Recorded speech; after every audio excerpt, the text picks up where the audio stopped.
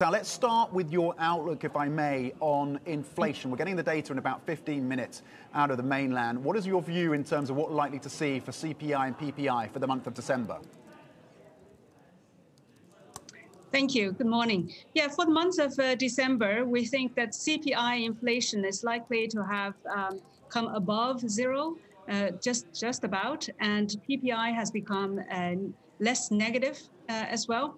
So the whole picture about China's recovery is that there's very little inflationary pressure. And actually, because of the decline of pork prices and food prices in general, CPI is going to continue to look very weak in the next few months.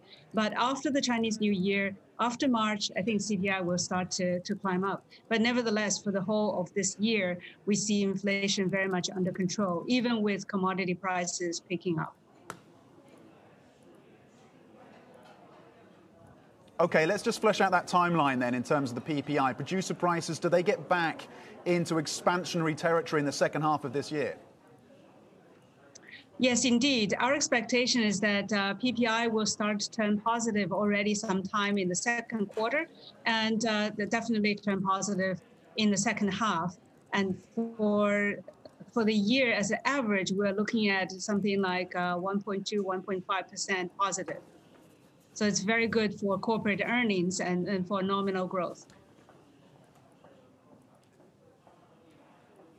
Okay, the IMF is telling us that they're expecting around 8% growth for this year out of China. We spoke to Wang Yiping, a former PBOC advisor, saying he sees 8 to 9%. You're looking at 7.5%, slightly less optimistic than those forecasts. What's on your risk radar, though, for the economy here?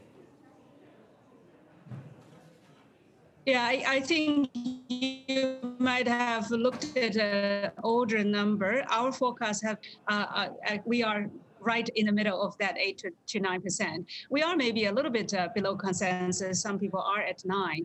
So the good story, of course, the good news is that there is going to be, whether 8 or 9 is going to be very strong recovery led by consumption and exports. I think our call is also that given such a background, we think policies are going to normalize in China. So we see slower credit growth, we see fiscal consolidation, less support for infrastructure investment, for example, and also, of course, some tax and fee cuts are going to expire. Most importantly, credit growth is going to slow from about 13.8% at the height of last year to about 10.8%.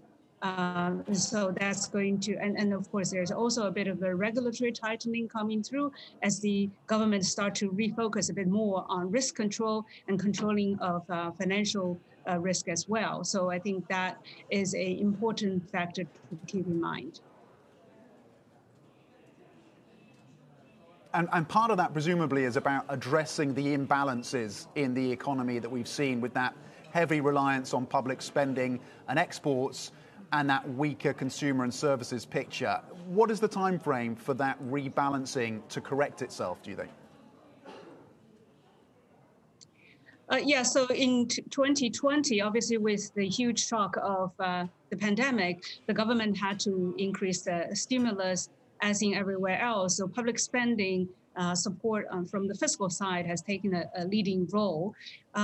So with the economy already recovering more from sort of autonomous spending from corporate and also from the household side, I think the authorities can take a step back. So as a result, we actually see China's debt to GDP ratio, after rising by an estimated 25 percentage points in 2020, to decline by 2 percentage points. So we're going to see a bit of a deleveraging or return to deleveraging. So to some extent, that rebalancing is starting.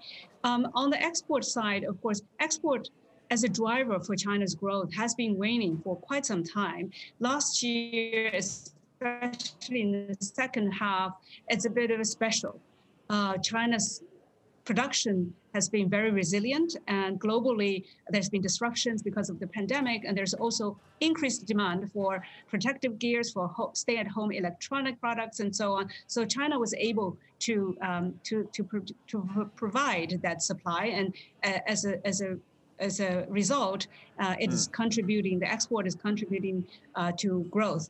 This year, it's going to be a similar story because of strong global recovery. It's going to be strong exports.